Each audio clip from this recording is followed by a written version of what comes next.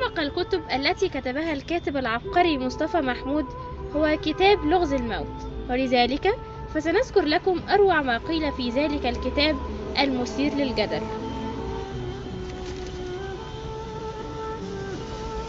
ليس هناك أغرب من الموت، إنه حادث غريب أن يصبح الشيء لا شيء.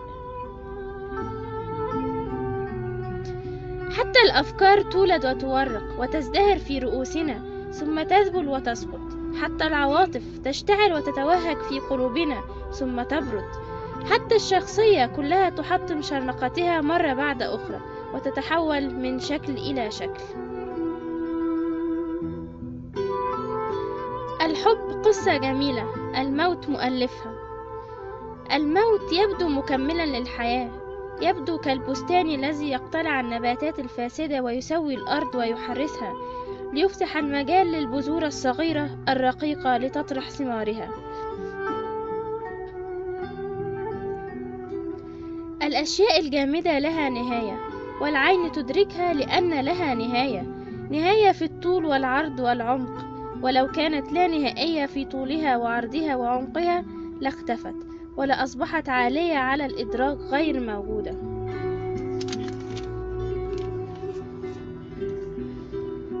فإن التناهي هو الذي يوجدها، والتناهي هو الموت. فكل العواطف والقيم تدين للموت بوجودها، فالشجاعة قيمتها في أنها تتحدى الموت، والإصرار قيمته في أنه يواجه الموت. لو لم نكن نموت لما شعرنا بالحب، فما الحب إلا هستيريا التشبث والتعلق بالحياة.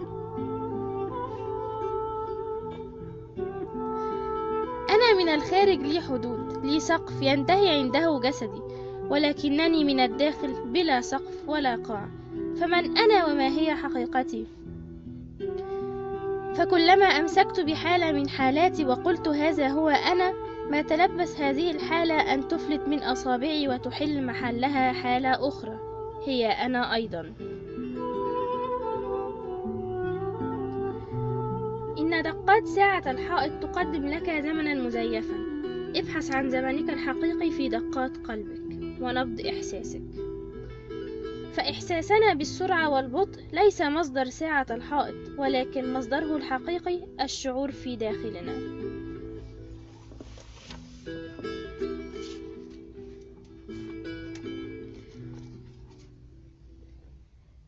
إن الشهوة شيء غير الحب، إنها أقل من الحب بكثير، فهي رغبة النوع وليس رغبة الفرد. إنها علاقة بين طبيعتين وليست علاقة بين شخصين، علاقة بين الذكورة والأنوثة، والفرد لا يكشف فيها عن نفسه ولكن يكشف عن نوعه وذكورته. والحب يحتوي على الشهوة، ولكن الشهوة لا تحتوي عليه.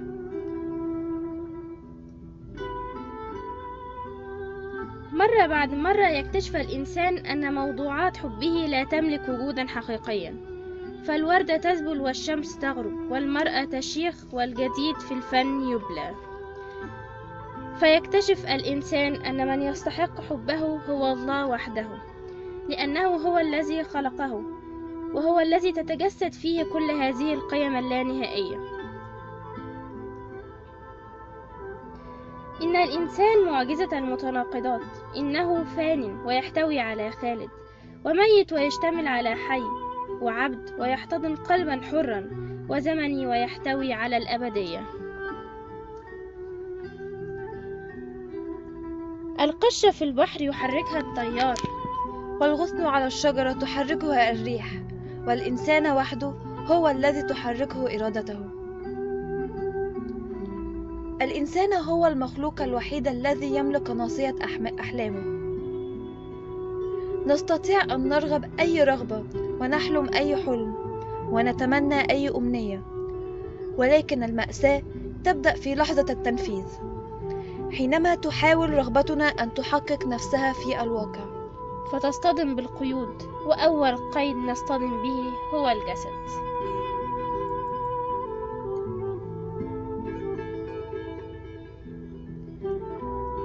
وجسدنا هو وحده أداة حريتنا، إن كان يقيد هذه الحرية في نفس الوقت.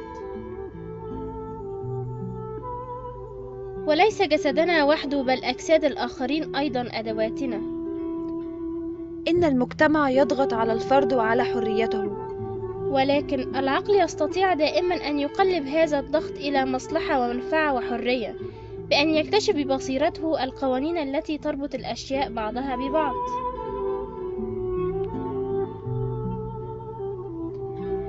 الإنسان مخير فيما يعلم ومسير فيما لا يعلم.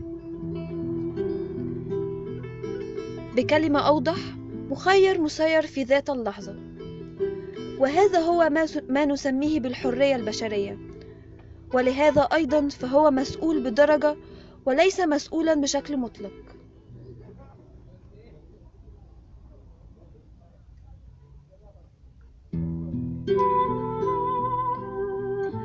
إن الحرية تفقد معناها بمجرد سقوط المقاومات حولها.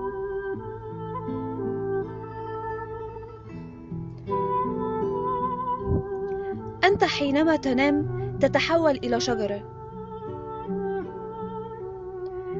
إن لحظة النعاس هي أعمق اللحظات، لأن العقل يخرج فيها من إطار ظروفه ويتحرر من الألفة تماما بيني وبين غرفتي، فتبدو غريبة.